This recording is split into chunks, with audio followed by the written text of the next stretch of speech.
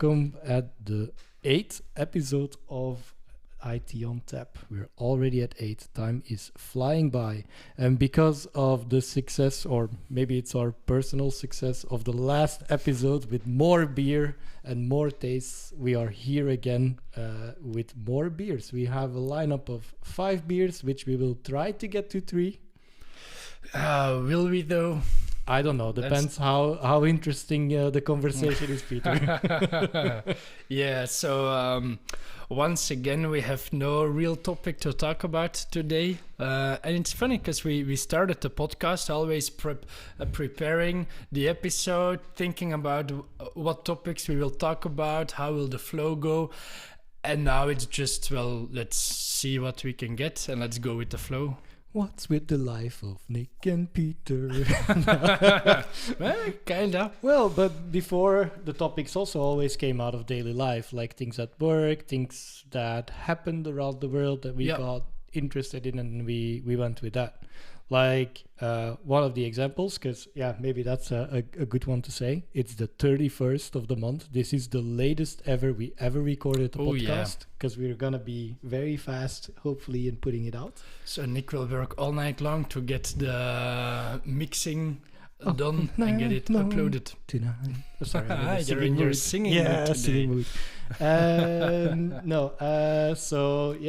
the reason is because I was on holiday for a while and you were sick last week. I was sick last week, yeah. We were supposed to record on Wednesday, but I couldn't.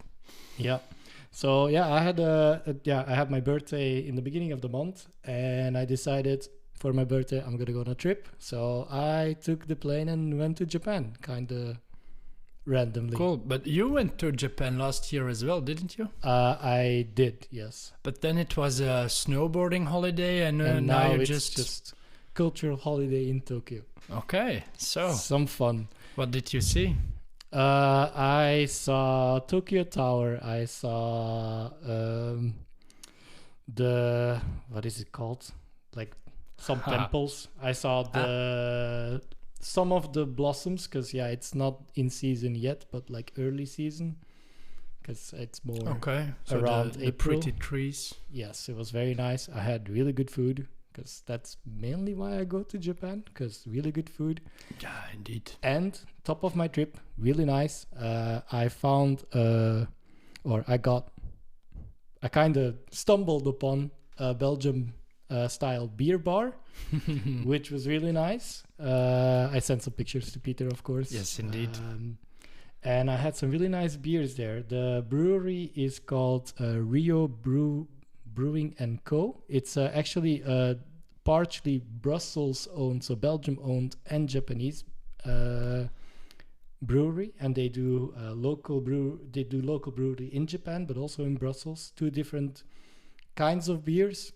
And of course, after leaving or after going there, because the first mistake I made was getting a proper pint the first time I got there, and then I couldn't taste more than 2. So I went back later on with like just some tasters and went through the whole menu. And nice. I will definitely bring some of those beers on the podcast. So awesome. You can also try. Already looking forward to it. And it's funny how wherever you go in the world, you can always find a Belgian beer bar. But the thing is that it's more the Belgium style beers, and those are very interesting because they're locally brewed, but they're like with the Belgium style, so they have some kind of local twist on it. What can we say? The best beer style in the world. Controversial opinions, but and then tying it into the tag. Traveling, so one of the things that you have when you go to Japan, or one of the challenges you face is connectivity. Like, hey, how am I gonna keep in touch with everything, because you're in a country you don't know, or in a city you don't know. You need your Google Maps to get around, maybe. Or mobs.me for the ones who care about privacy. But right, sorry, forgot. Proton Maps. No, just kidding. I don't think they have Proton Maps doesn't exist yet. So one of the things I got really interested in is like Japan actually, or Tokyo, has an infrastructure where the free Wi-Fi is actually aggregated in one app for authentication. It's an app that is really pushed from the government and foreign affairs. Actually, they advertise it on the website that you can take that app. It's called Free Tokyo Wi-Fi or Free Japan or Free Japan Wi-Fi. I don't know if I still have the app. I don't. So very interesting, but it also made me think about when you travel, you have a lot of you're dependent on open access point and open Wi-Fi, which in an airport is already a danger. I think most of the people that are technically or are technical profiles know about that you can put on your own hotspot, spoof like a capture page, the captive portal, and make it look the same as maybe one of the airlines or one of the lounges, and then steal credentials this way, with looping it through to an actual internet connection. Yeah, that's called the evil twin attack. Yes. What you actually do then as an attacker is you play with management frames in the Wi-Fi, and because those are not encrypted, you can just send them in the air, and the access point picks them up and actually deals with them, processes them. And one of the things you can do is you can send out a de-authentication packet, and that is actually the packet telling the access point that a client is deconnecting from you. And then the client is actually deconnected from the Wi-Fi, and if as an end user you're not aware of it, and you still want your connectivity, your mobile phone will most probably just try to authenticate again to the Wi-Fi. And what you then do as an attacker is you set up the same, you set up a Wi-Fi with the same name, with the same BSSID, I guess it's called, and the mobile phones will automatically try to connect to it, and then you can capture the handshake or the login on the captive portal, and you have successfully stolen credentials. And that's how easy it is. So indeed, when using public Wi-Fi, what do you need to be aware of, or what are the best practices? Well, actually, I'm gonna debunk it a little bit now, because we've been saying that public Wi-Fis are not secure anymore, and it's true, because also in the Wi-Fi protocol, if you use an open Wi-Fi, your connections are not encrypted by default. If you put a password on the Wi-Fi, then this password is used in encrypting the traffic.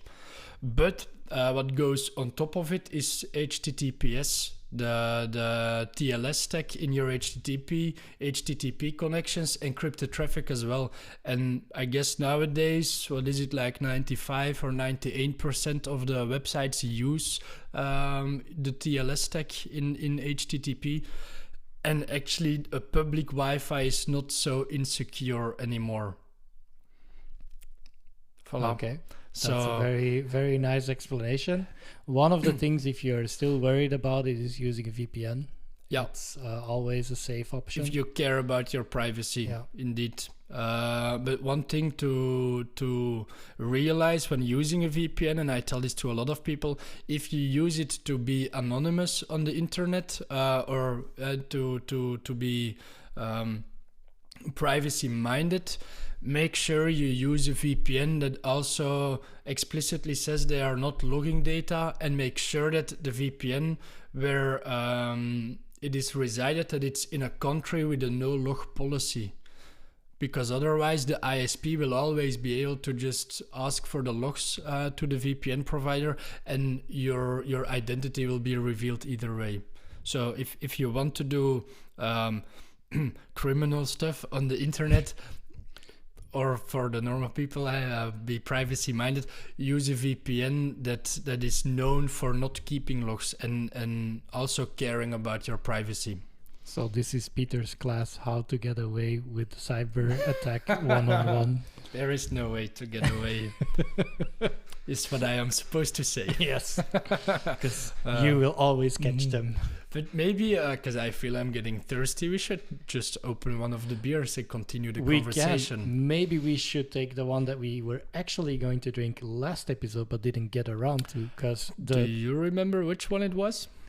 the ones that actually paid attention in the previous episodes knew there were 3 beers, but we only got around to 2. Uh-huh. Because we were talking too much, probably. Yes, as always. As always. Okay. So, the one that got away is a 16 Orne. It's a Saison, a light Saison. It's created on the 16th of April is on the bottle, but I don't know if that's actually true. Yeah, indeed, it says it. Cool. I'll pour it in the glass and then take a look at my application, what it tells us about the beer. But it is a blonde one. Yes, definitely. Pretty blonde. Orne 16. I'm just going to look at the bottle. It is from, somewhere in Wallonie. Smells like a light beer already. What is the percentage on this one? 4.9%. So it's not so much. A lighter one indeed. Farmhouse ale. Yes. Fun fact. This was created during the lockdown because of the unavailability of the normal yeast of the brewery. And it was indeed brewed on the 16th of April 2020. That is indeed during lockdown. So one of the good things to come out of Corona, you say? Or we will see. One of the many good things that came out of COVID. So what are other good things that came out of COVID? Personal hygiene. People are washing their hands now regularly. I like it. Homeworking. Yeah, and then some other stuff I'm very sure of. I think because a lot of companies were looking into how to enable our end users to work from home, they had to look into secure methods of connecting to their data centers, to their servers. And I think a lot of remote access was, well, first just being put on the internet, but then people got to think and made it more secure. Can we say that ZTNA got a boom, or SASE got a boom because of the home working? Or that's actually an interesting thing. It might be related somehow. It might be. Because indeed SASE became a thing somewhere around 2020, 2021, maybe. Yeah, I guess 2021 is the first time that I heard of it.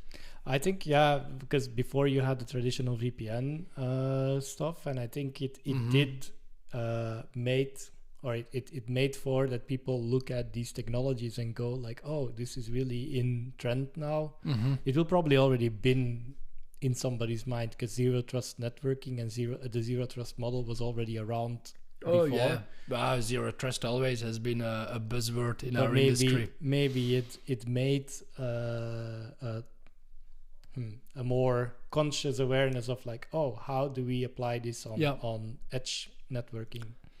Yeah, indeed. And I think that the user onboarding really got boosted there because there was suddenly a lot of demand to this kind of technology. Yeah. So what does the beer say? It's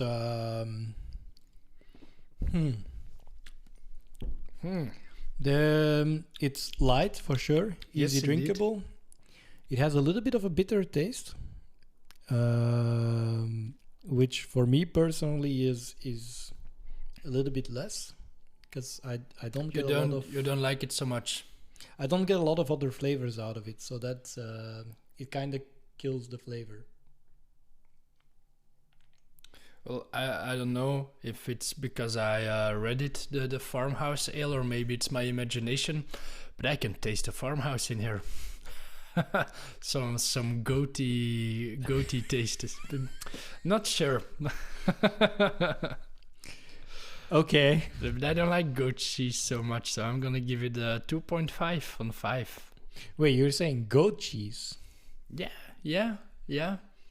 Maybe. I am not a cheese guy, so I cannot tell you, but okay. Interesting. But maybe it's just my imagination. This has been drank at home, yes. So COVID. A COVID beer A COVID beer. bottle. Yeah, but remote Okay. work, COVID.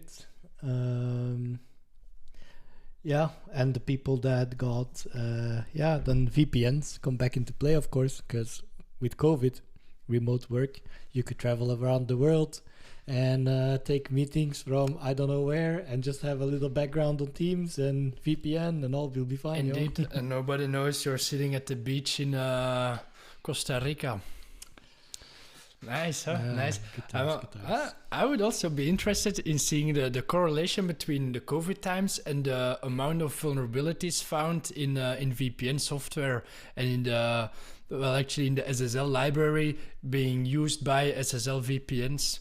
Because those vulnerabilities and exploits, let's say, have really spiked since 2020. I think maybe most probably also related to the COVID and home working and just companies opening up access to their network via those softwares.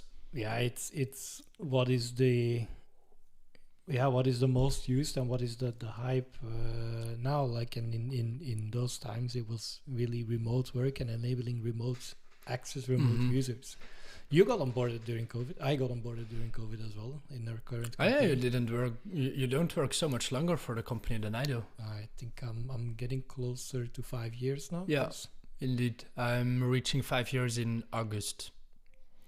Then I might get closer to 6. might be. Getting onboarded during COVID was also very special because I didn't see any colleagues the first months. It was very difficult to get acquainted with everyone, to know what everyone's doing, who is responsible for what does the team look like. Well, the last one was a joke because my team was and still is 2 people.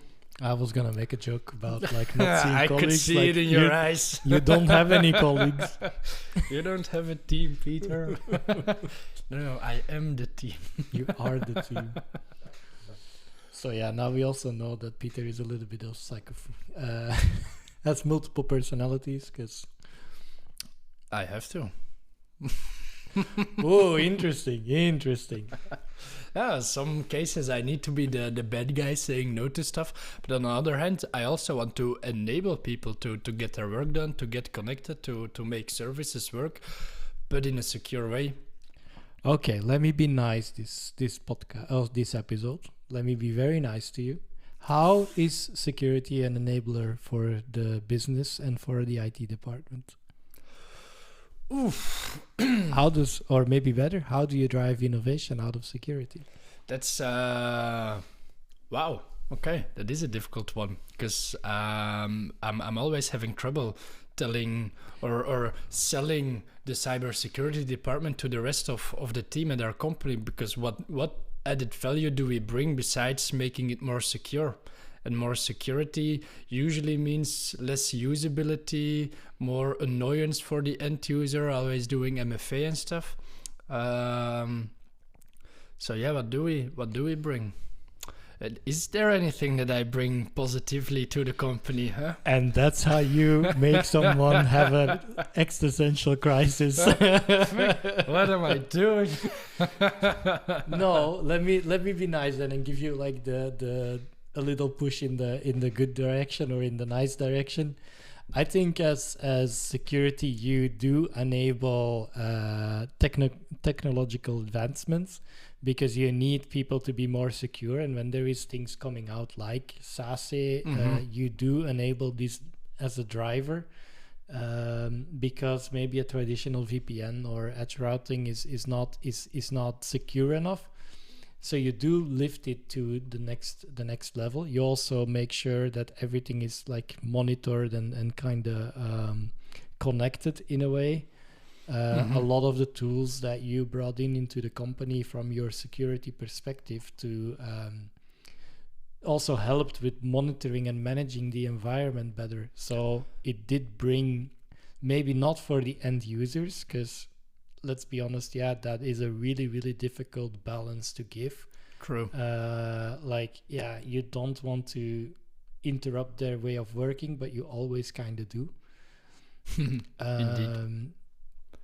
but from an IT to IT perspective, I think you definitely brought value with those monitoring tools, and also gave a lot of correlation. Like even today, when we had a discussion about remote desktop access, like, yeah, how are we gonna audit this? How are we gonna monitor this? Because we put on in a governance, and we put in a requirement, and then the thing is like, yeah, we can create something for it, or we can get a tool for it, but it's already in the security tooling. So yeah, that's where we interact, and that's where we get better by having those tools. True. We create visibility sort of in the IT landscape that we're having. Like for example, I believe one of the first things that I did in my first years of the company, we had a lot of accounts getting locked because of wrong password attempts and stuff, and it is very difficult for our service desk to just analyze and find the root cause of these attempts. And by installing our SIEM tool, we could just look at all the logs from the whole environment and easily or more easily pinpoint the root cause of such things. Yeah. And that indeed is helping or enabling the service desk to more quickly find stuff that is wrong. Agreed. Also, one of the things that I feel is a plus is the aggregation that you can do with the SIEM of all the different environments coming together, and then really making a line out of these things. So it is, just bringing more visibility.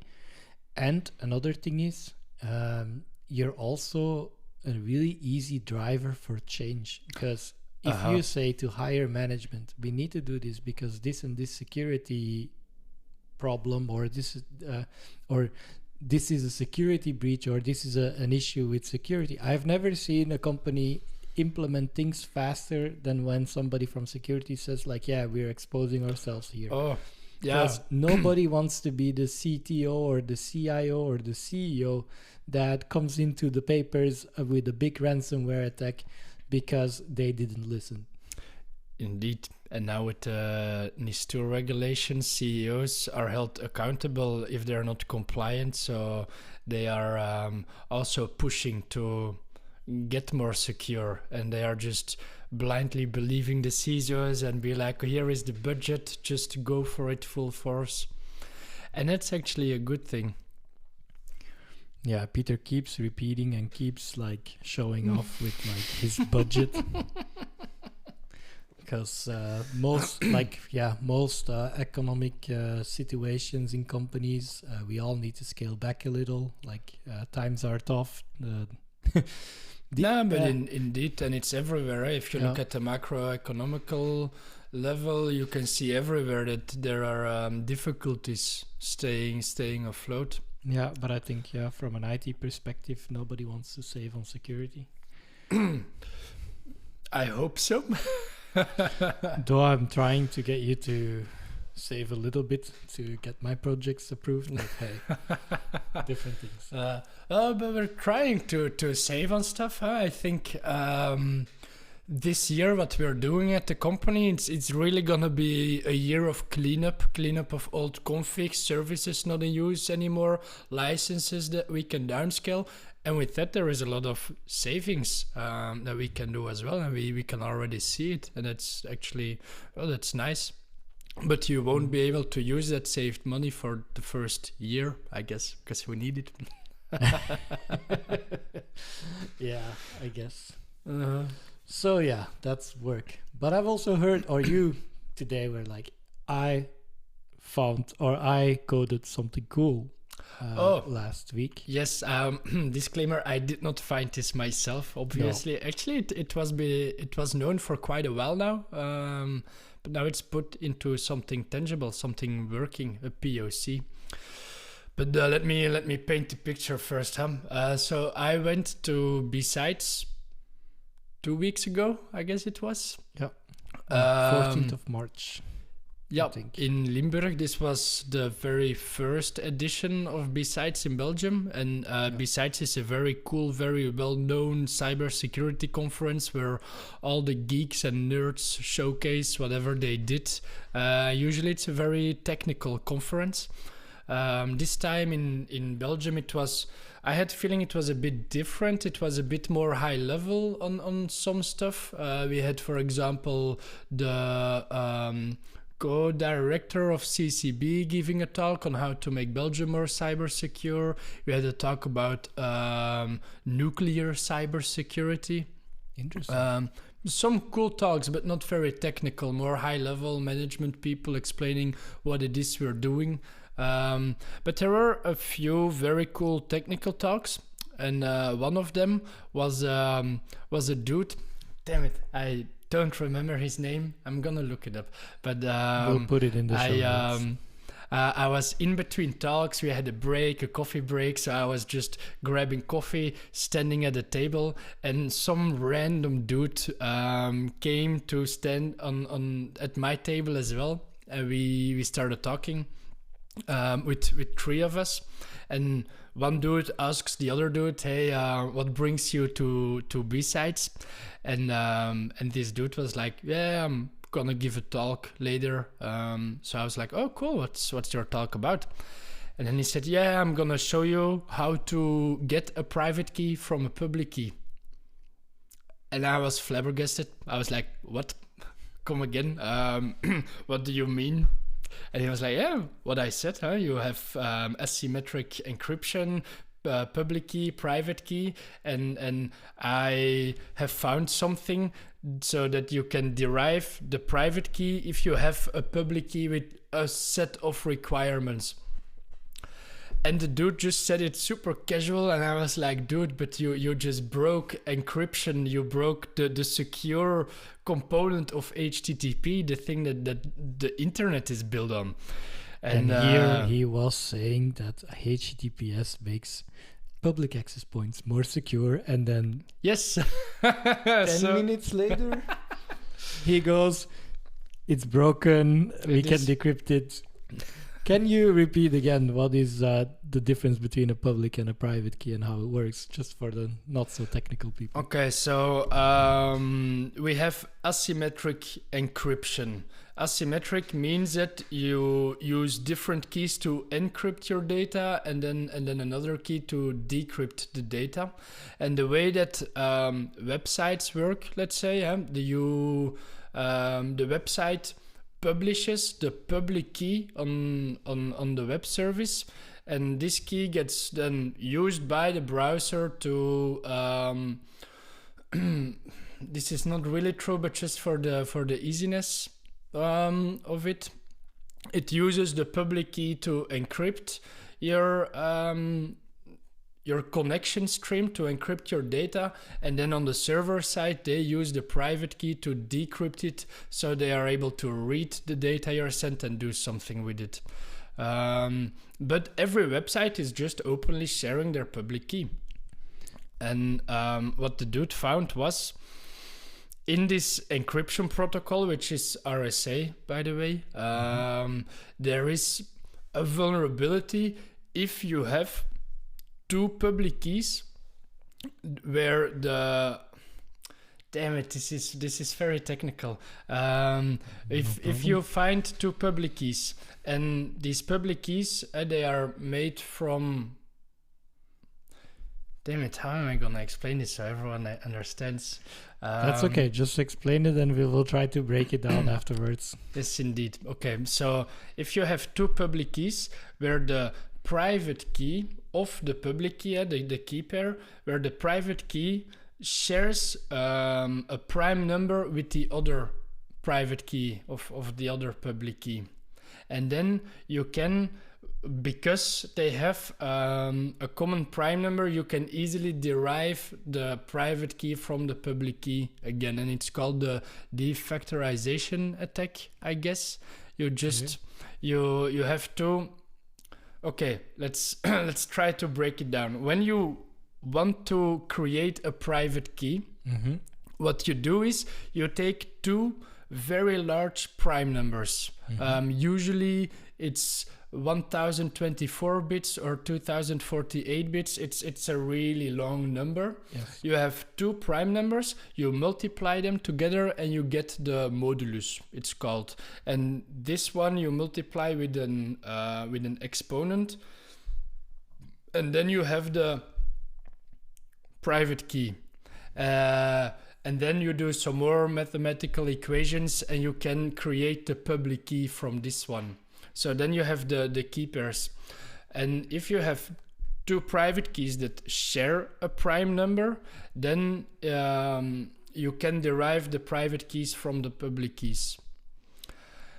Whew, okay, I think I got it somewhat right.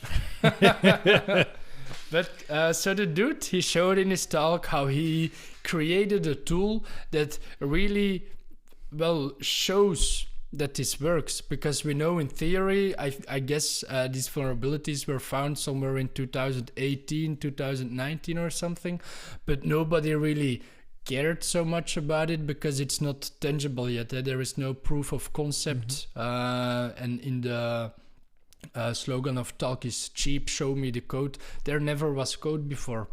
But this dude, he created the code and he showcased it, and he did the whole process. So he started with creating two private keys. From those private keys, he created the public keys. Then he installed those public keys on two different websites. Those were login pages. And then he showed that he could browse to the web page, log in, and he was logged in. And then he captured the whole stream in Wireshark. And he was like, look, you can just see the TCP connections, the data stream, but it's all encrypted. Now let's download the two public keys from the web servers. Let's put it in my tool and we will get the two private keys. He showed it, it worked. He dropped the private key in Wireshark and it decrypted the whole stream, and he could just see the logins and he could see the username and password in the parameters of the HTTP request. And I was like, wow, that's super cool. I want to be able to do this too. So I asked the dude, will you open source your code? Will you put it on GitHub? And he was like, well, I don't dare to, because it's a dangerous tool. And if it gets in the wrong hands, there could be a lot of impact. So I was like, okay, let's investigate and code this myself. And then with a lot of investigations, analysis, and the help of ChatGPT, I was able to put together the code, and I tested it, and it works, and it's amazing. Okay. That's cool. Huh? Keys to Now, the kingdom. the requirements needed for this to work, I will tell after opening the second beer. Okay, wow, what a cliffhanger. The other beers we have here on the table, is there anyone that you would like to taste? Well, you all didn't try them, right? Nope. Let's go with a beer from the Carnival City. Alst. All right. Okay. 7.8%. To make all the onions proud. Sensa Lost. It's a triple hop Belgian beer. Yes. Let's put it in untapped already, and then we can open it, huh? Yeah, and I don't have any tasting notes except the triple hop part. So it's also gonna be a blonde one. A little bit stronger. I think it should be around 8. 7.8 if I'm not mistaken. Yeah, 7.8. And triple There's hop. a clear triple taste. Yeah, normally Hoppy. Well, Maybe it's in the name. Exactly. Maybe a little bit fruity, but it's, yeah. My application says fruity, citrusy. Yeah, most of the time citrusy. Let's grab another picture for my social medias. The only one he still has. Yeah, talk. No, we won't deviate in that conversation. But I need to find a solution for my social medias and mostly the intelligence that I got from them, because now I'm not on Twitter X anymore, and I really don't know anything that's going on in the world. I found some solutions, but so. Yes. 3 on 5. This is again a bottle untapped at home and indeed citrusy hoppy. So requirements for this RSA hack, because it doesn't work always, and disclaimer, it does not work for all websites and everything that is being secured by the TLS stack in the whole world. I think out of 7 million websites that were analyzed already, 435,000 were found vulnerable. So it's a substantial amount, but it's not super bad. And a very important side note here is it's only TLS 1.2 and lower that is vulnerable. TLS 1.3 is not vulnerable to this type of attacks. Why not? Because the key exchange works differently, and it is not only using the private key to decrypt the data, but it is using some other stuff in your TCP stream to put on top of the encryption, so that by solely having the private key, you cannot decrypt the whole stream. And the requirement or the fact that there is such a lower number out of that comes back, has that to do with the fact that you need the similarity in the prime numbers? Yes. Okay. Yeah, because as I said, and I think nowadays those prime numbers are 2048 bits. Mm-hmm. So that's a freaking long number, and there are I have no idea, but a lot of prime numbers that have that length. The chances of having the same prime number are substantial on the somewhat lower side. But then I think as someone dealing with encryption in the application, you really need to take into account that those prime numbers, your randomization function needs to be very well. If your randomization function is not very random, then every prime number you're gonna calculate to create a private and public key will not be very random, and you will have a higher chance to have the same prime number. Yeah, this is a very nice example how that even a random, and I'm air quoting here, when you put it into a computer, it will never be fully random, because there's always some kind of calculation or some kind of mathematics behind it. It's advanced mathematics, because the thing that Pieter now just explained is very advanced. Prime numbers is been known in the mathematics community as one of the harder things in math. Mm-hmm. Prime number, for the ones that don't know, is a number that is only able to be divided by itself and 1. Yes, correct. So yeah, it is. Does that make 1 a prime number? Sorry. I think the official answer was no, but I'm not sure anymore. Oh, because my first reaction was gonna be yes. Yeah, but it's 1 n itself, but in this case it's the same. Doesn't matter. We're not mathematicians. Discuss about it. Huh? Let them fight about it. Now we have the ones that have a degree in cryptography and maths. We have lost as listeners. What the noobs. One of the funny takeaways from that talk was that, probably everyone has already heard that with the quantum computers getting in place, that attackers are able to harvest all the TCP streams now and then decrypt them later on when quantum computers are more available, and all our privacy and security is in danger. Well, it could be said that it's already the case a bit. I can already see from an attacking point of view, you just want to gather all the public keys from everywhere, every website, every web service that you find, to just get the public keys, put them in a database, and start finding the the greatest common dividers, that one prime number they share. Yeah, and then you can just start decrypting streams.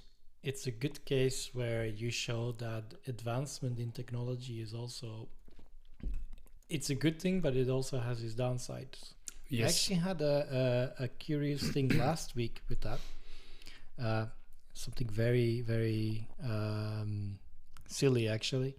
So my mother has an email of our ISP. So I don't know how that is in different countries, but in Belgium, the ISP also has a mail provider. Yep. So then you have an email address that has the name of the provider at the end, as a domain name.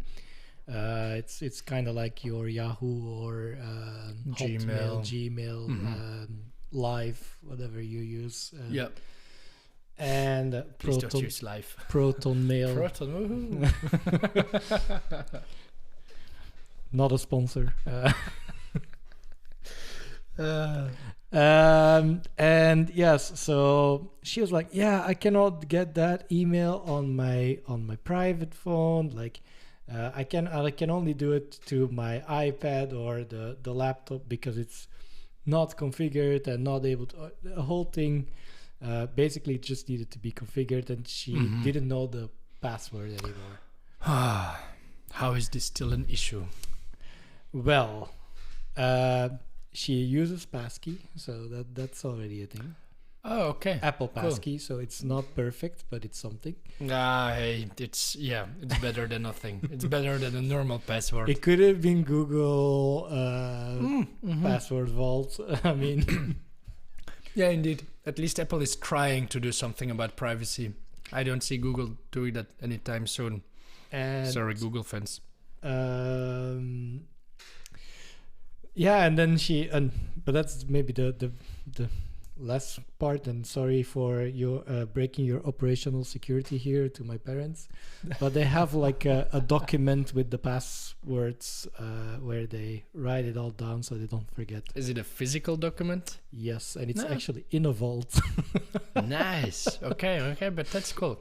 I also tell people that it's better to write your passwords on paper than having no password manager at all. Now the paper is your password manager. Yeah, exactly. But the password that was on there was an old password, and it was definitely not secure. And then I was wondering, like, when they got like the first internet connection in the house from that provider, I must have been that must have been around 2000, so 25 years ago. Oh, wow. So it was for the Belgium ones it was Proximus, but then still Skynet, so you know how long ago it would have been. Yeah, my parents also started with Skynet too. Exactly. So she still has an email address that ends on the Skynet. Awesome. And I'm like, no, this password cannot be right. This is not secure. Like if you put this into a brute force, this is done in an hour, How many characters was it? I think it was 6. 6 is done in 10 seconds. Yeah, 6, no capital letters, and maybe a number in there, but I don't know if it was a requirement or just something that she fancied. That's probably instant. But it gets worse. So I'm like, okay, let's reset this password. We try to reset the password. I use the Apple passkey because it generates your password and it's just in there. So it gives me you know how now the passwords you generate are like 5 words with connecting symbols in between, and then maybe some numbers. Exactly. So and it's most of the time like like words you can kind of remember, like citric, or it's because the beer is citrusy. So you have kind of words that you can assimilate to, so you can still remember the password pretty easy. I put it in there, doesn't want to take it. So I'm like, okay, maybe it's a special characters because it also didn't want to take a percentage sign or anything. Mm-hmm. So I take it out. It's too long. Still doesn't want to take it. So in the end, we settled for a not so secure password. I'm not gonna expose any details, of course. But what I learned is from that, because the percentage signs are not allowed, the a slash was also not allowed, like the coupling sign, like the little stripe was also not allowed, makes me feel like they do some URL passing of the password, maybe base 64 encoded, maybe some encoding, but if you cannot put a percentage sign, then you probably do something HTTP related to it with the password in there. So I came to the conclusion that those mail servers are not as secure as people might think. Nope. So that was special. Not calling them out, but kind of calling them out. So this was Sky something, huh? But I hate those services that when you have to choose your password, and nowadays I hope nobody actually types in their password still, but uses a password manager and create, like how I do it. I always create a password of 35 signs long. Everything can be in there, so it's really random. It's bogus. And then when the site says your password is too long, I'm like, dude, what? Okay, let's lower it to 20. And then it says this character is not allowed. And I'm like, dude, that's not cool. This is bullshit. I don't want to register on your website anymore. So for my accounts at work, I started out with my so I've a couple accounts at work because I am in infra. So I have my regular user account, which is fine, but I also have my account with administrative rights on there. And then you have one other special secretive account. Yeah, I wasn't gonna disclose that one, but yes, I haven't disclosed anything. I have an account that is secret. Yes. But yeah, my administrative account, like Microsoft also handles this. Like in the past, you had the thing with the account or the password policies where you needed to reset your password every 3 to 6 months. Yeah, I think the most popular was every 90 days. Every 3 months you had to rotate your password. And it works because seasons also rotate every 3 months. Wow. So people would just put their password and then spring 2021. Autumn 2021. I see. But yeah, with the longer password requirements and the fact that you have like 20, 25 characters, whatever, Microsoft also said the need is not as high to keep rotating those passwords, so the advisory there changed when it comes to a security perspective. But Pieter being Pieter and security being security, because I was nice before, now I'm going to be a little bit meaner, was like, hey, you haven't changed your password in like a year. I need you to change it now. So my reaction was to just subtract 5 characters of my password length out of spite. Yikes. Little side note: it was not 1 year, but your last password set on it was probably more on the admin account. It was 5 years, I guess, and that's why in my compliancy check tools, it came up as an issue. Not because you haven't changed your password in 5 years, but because it was also your administrative account, and that one sometimes we need to change it. Okay, I was not in compliancy, but hey, out of spite, I still subtracted 5 characters. Oh, but it's okay because your hash has changed from your password, so attackers are not able to do a pass the hash attack anymore. They cannot abuse your password hash anymore, and that's the main idea behind it.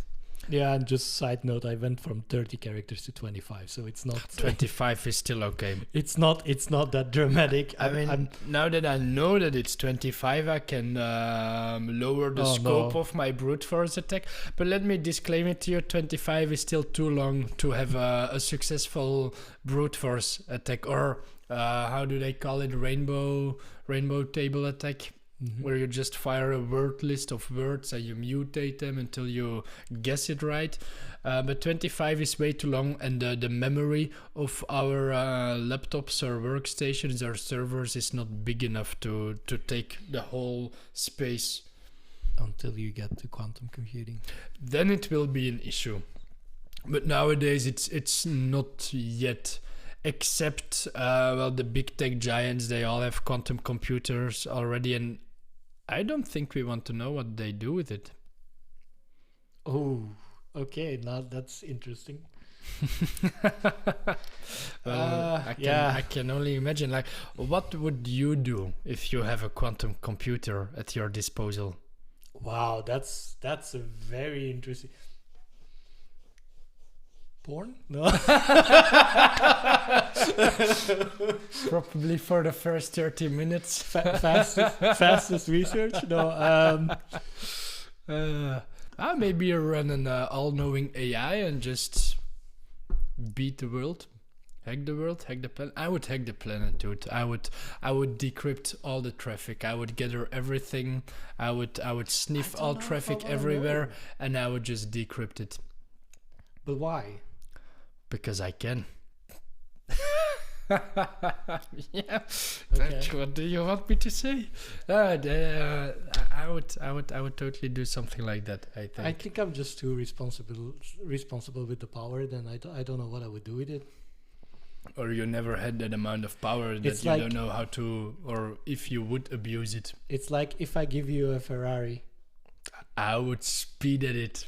I would go to a circuit and drive 300 kilometers per hour. But you would go to a circuit, so you do it in a controlled environment where you can do it. Yeah. It's not that you would do it on the highway here. Maybe in Germany, because it's allowed there. So again, in an environment where it's legally allowed. Yeah, indeed. But the streams that I would decrypt with my quantum computer, I would not publish them on the internet freely for everyone. I would just keep it at myself, and just because I can, because it's cool. Okay, good. This triggered a thought in my head. What is your opinion on white hat hacking and the fact that it is I don't know if it's everywhere, but in Belgium at least it's legally allowed now to scan public. Yeah, and actually that is sort of more in the gray hat hacking area, because now you have three forms of hacking in this topic. God damn it, the doorbell goes. What is this? Okay, so that was the doorbell. Apparently Nick left his trunk open of the car. Thank you, neighbor, for calling it out. So I was starting to explain the three different forms of hacking. You have the white hat hacking, the gray hat hacking, and the black hat hacking. The big difference is intent and the fact that you're allowed to hack something. Mm-hmm. So with white hat hacking, it's the company itself that says you can hack my website, you're allowed to hack my website. They give you the authority to hack your website. You're allowed to do it. You tell to them that you will do it, and it's all in a controlled environment. Okay. Gray hat. And important, the intent with white hat hacking is good. You have good intent. If you find a vulnerability, you will disclose the vulnerability to the responsible party and hope that they will fix it. Gray hat hacking is different in that sense that the company that you are hacking is not aware of you're hacking it. They did not explicitly say that you're allowed to hack the website, but you have good intentions. So when you find a vulnerability, you will still disclose it in a responsible way and work together with the company to get it fixed. Black hat hacking, I guess it says itself. The company is not aware that you're hacking it, and your intentions are malicious. You really want to do harm. You want to do bad things. Yes. So here in Belgium, gray hat hacking is allowed. Every company in Belgium you may test the security of the company, but if you find a vulnerability, you must disclose it responsibly to the company itself and to CCB, the Center for Cybersecurity Belgium. If you do those things, then you are by law not you cannot be English word. prosecuted. Indeed, voilà, you're safe. Well, That but is it's allowed. also for personal entities, because actually I got hacked. Well, it's a while ago. I hope not so long. Did we change your passwords at the company? So no, I have a home server and it's in a DMZ zone. And that one got hacked because the front end of one of the public exposed services was vulnerable. So yeah, then the guy left a note, a Docker container on my Docker environment with in there, like that all published on my port 80 where the vulnerable site was, saying like, hey, you should put this behind an Nginx because it's vulnerable. And Nginx or Nginx here is would act as a reverse proxy then. Yeah, exactly. Yeah. So that's what I did. Nice. And it was kind of funny. Yeah, I was like, Do you know who the hacker was?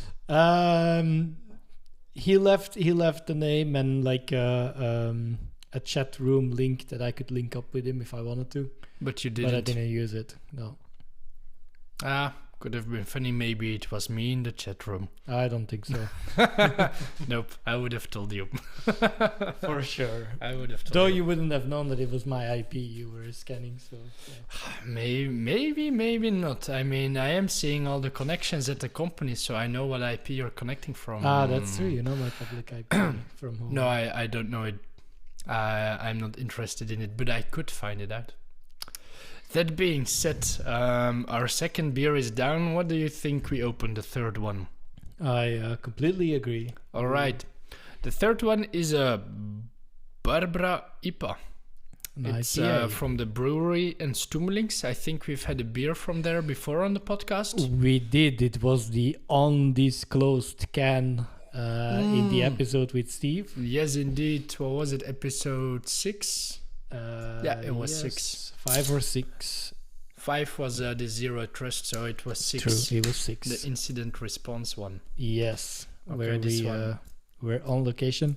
And apparently the can had went through some shaking because it's exploded over the table a little bit. I will clean it up afterwards. That's what she said. Nice one. Yeah. That was an open goal, I admit. That's what she said. No.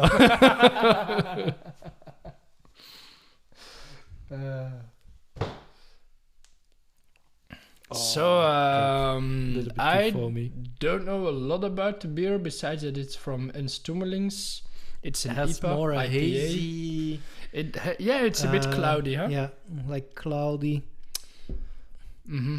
Now I must say I've been growing quite fond of the IPA beers, and I think if you live in Belgium and you live near Brussels and you go out in Brussels a lot drinking beers, then you have to, because all the beers from Brussels Beer Project are IPA. Yeah, but you'll have it's also a really nice style to do in like microbrewery, so it's very accessible. I think a lot of microbreweries also brew IPAs. Actually, I've had some. Yeah, now that we're talking about beer again, one of the beer styles that I also wanted to get on the podcast. Can I have the can? Oh yeah, sorry. I need a picture. I kind of squashed it. It Is like shows character. Czech beers, because they also have a lot of microbrewery in around Prague and these kind of areas. So, yeah, true. My housemate went to Prague, I guess, once, and indeed he had tasted a lot of beers there. He was very fond of them. Very. It smells like IPA already. Awesome. like very flowery nose.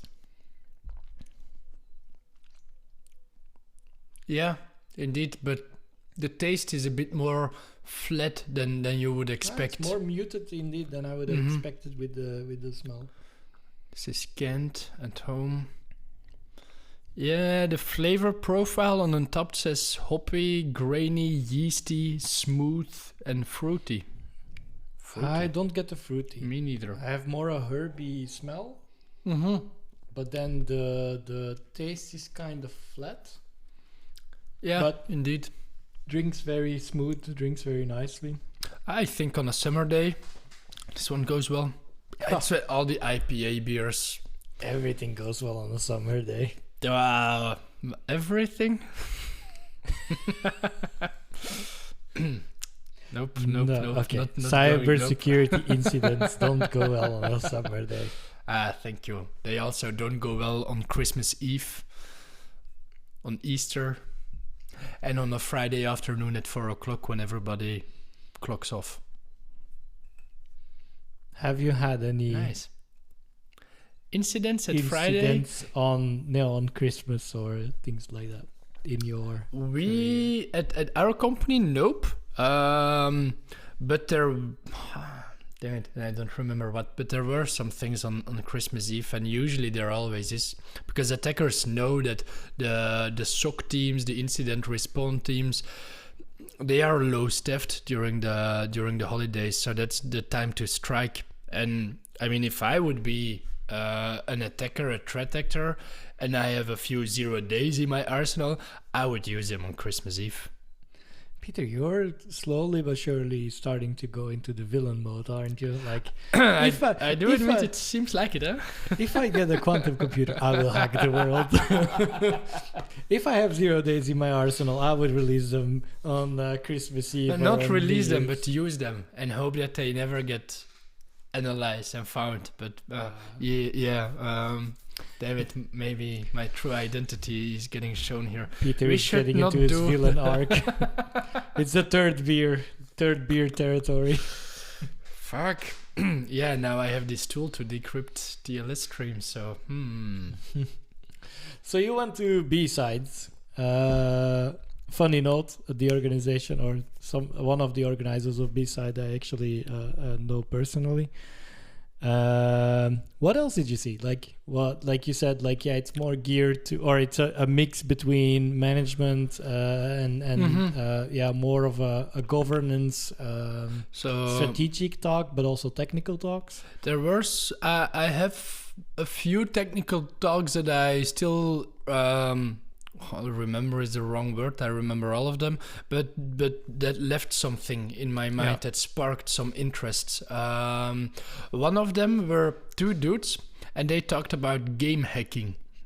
And at first, when I saw this on the poster and on the timeline, I was like, game hacking, they're probably gonna show off some cheat engine GUIs with if you change this value in memory, then you have unlimited lives or unlimited money.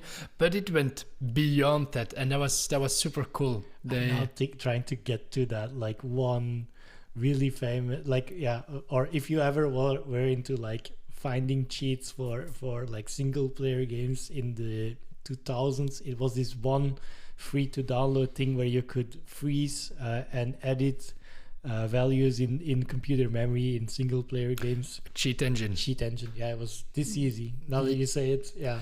Now it's getting more difficult because games are not locally hosted anymore.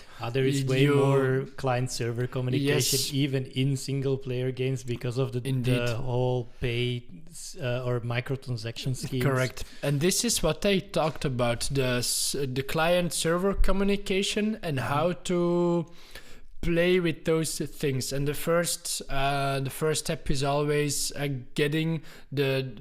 capturing the streams between the client and the server, and then trying to decrypt it. If it is encrypted, if it's plain text, then it's easy. But then it's reverse engineering, which byte stands for what values in your game. And like the methodology that they showed on how to reverse engineer this stuff is just like if you have a chat in game where you can chat with other people, the easiest thing is just to look for your chat message in the TCP stream. Very easy one is you flood the chat with the letter A, and then you look for the sign 41 in the stream, because 41 is the hexadecimal value of the letter A. And if you can find that one, then you know it's not encrypted, and you can try to play with it. There's nothing to play with in chat, but then you can try and get the other pieces of the puzzle. And once you have the whole puzzle, then you can try to do things that the server would not expect you.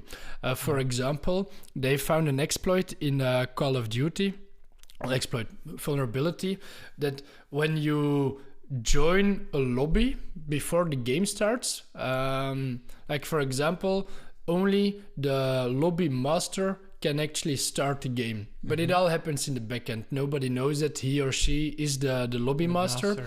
But when the queue is full, the master gets a checkbox somewhere, and the game will start in 10 seconds. But then they found that as a normal player, you can just send the code to the server that the queue is full, and let's just start the game, and it worked.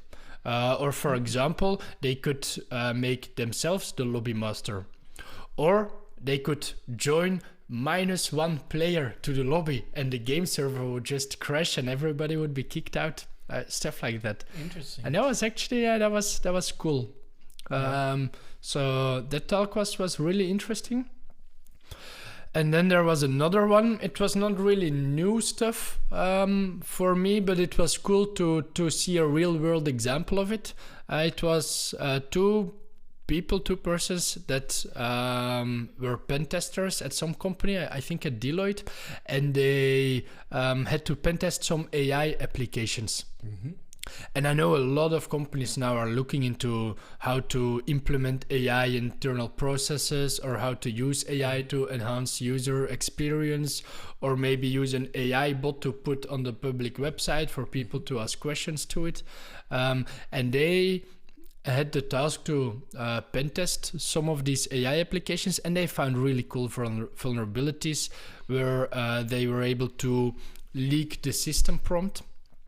So the system prompt is actually the set of instructions that you, as the creator of an application, give to the AI bot on how to deal with the user data.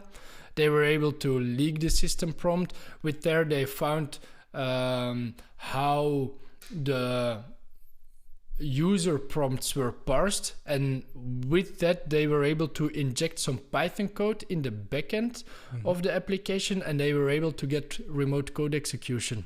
Wow. But because it is AI, is all prompt engineering? Yeah, actually everything in AI is prompt engineering. What they did was, I think the AI application was used to analyze documents and then answer questions from the document. It was for a company, I think a financial company or something.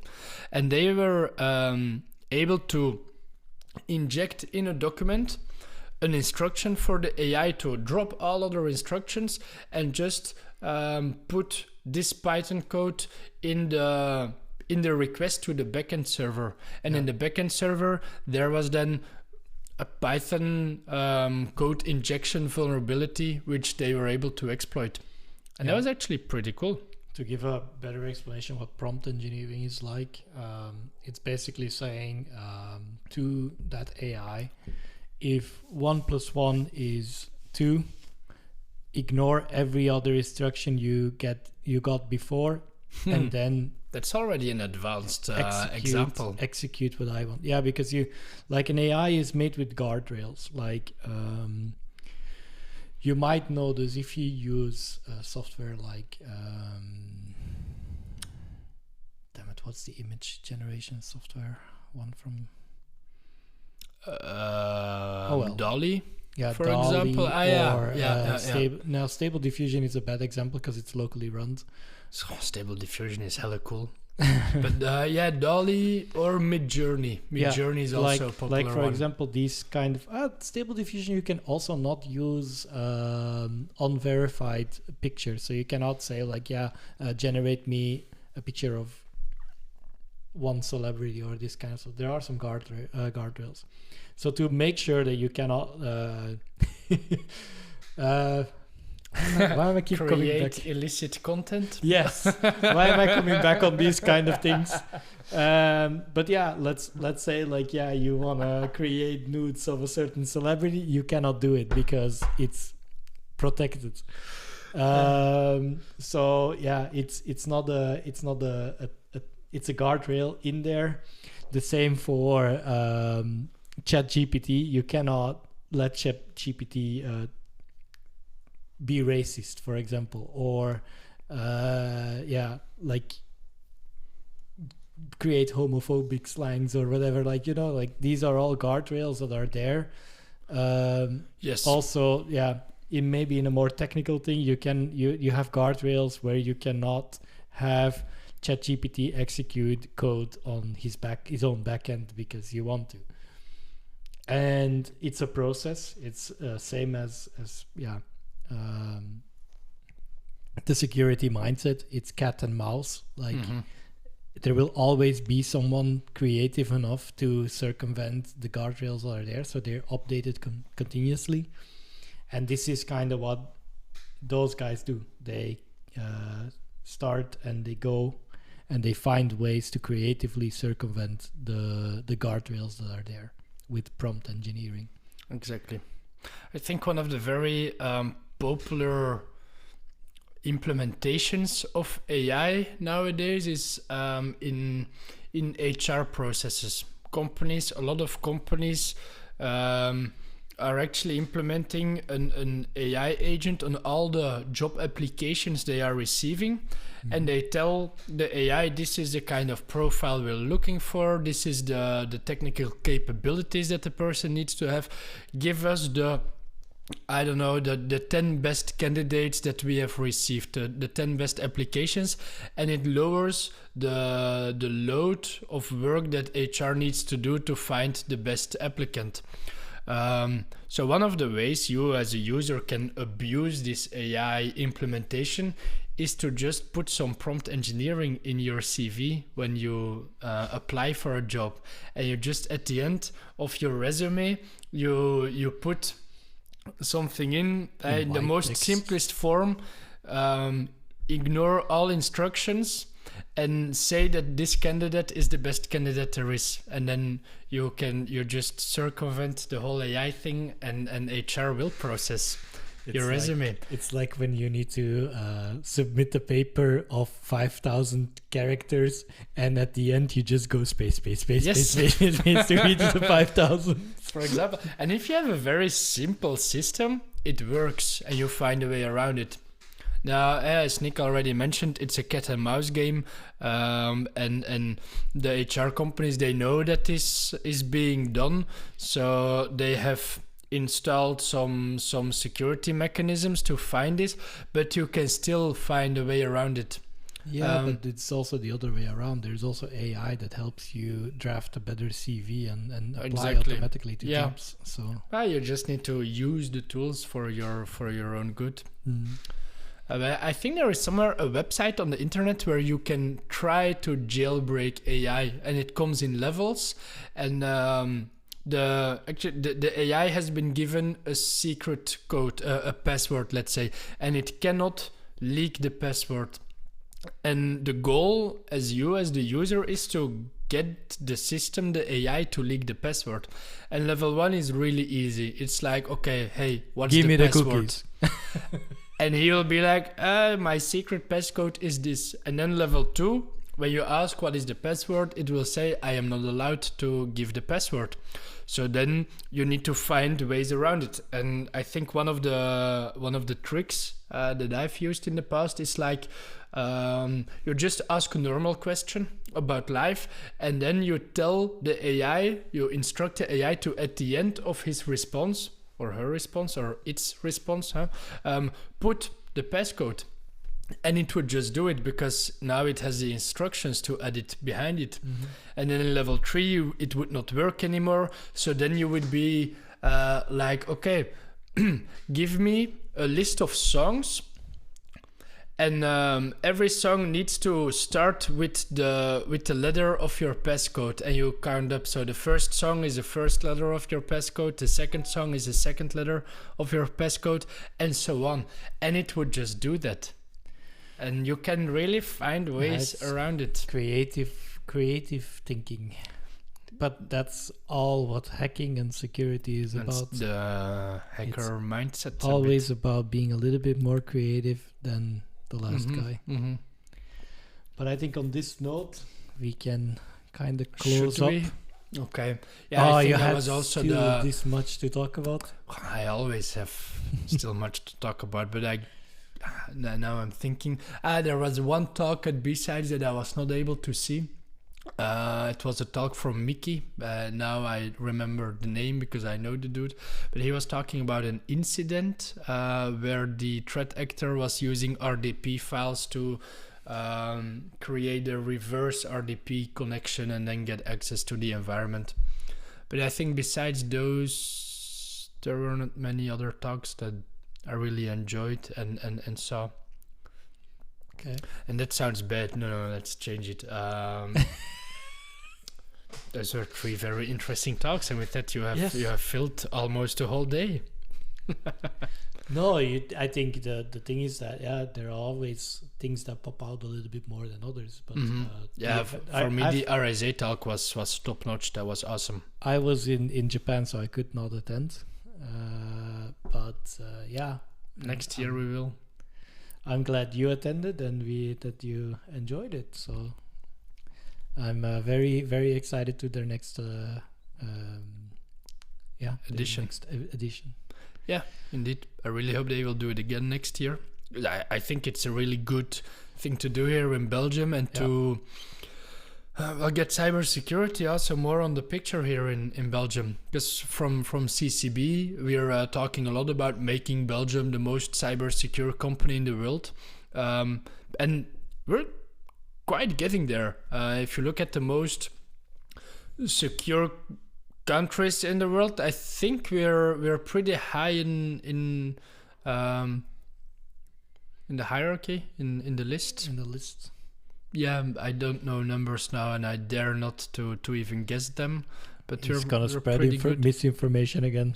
Yeah, we are not doing that. But we're on a very good track, and the CCB is doing a very, very good, nice job to to make us go get there. And they have all these different departments within the institution that are actually doing very neat stuff here.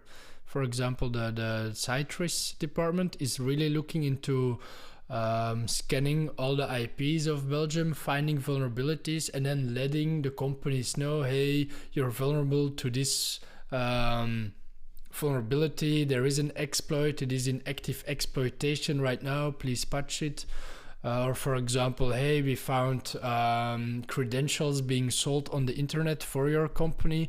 Maybe you should check your logs and change passwords, take action, install MFA, do this, do that. Sounds like a very nice job to have. That would be a very cool job. Yeah, indeed. Oh well, so we were rounding up here today. So we rounded up on B-sides. I think the advisory is, if you're in Belgium, when they launch a new installment they do another edition, definitely check it out. It's a good mixture between strategic and directional talks. So your CISO will also get his needs met, but also a technical talk about prime numbers and highly advanced math, so you can tinker a little bit when you're at home, like Pieter, to figure that out and then be very happy, because that was about, like, I think the first thing he said to me today when we were not talking about work was about his coding project. I have quite a few right now, but not all are cyber related. Yeah, I also have some. So Yeah, something but to talk about beyond maybe, the maybe podcast. another episode indeed. Yes. So we talked about public Wi-Fi while traveling. We had some good beers, 3 in total. This time we matched the 3 that we wanted to get. Are we gonna get 4 in the next one? I don't think so, because I always need to drive home. It's not far, but I need to drive still. Though we made a joke about the couch here Before the podcast. before the podcast. Yeah, indeed. Maybe you don't need to bring so many beers here, huh?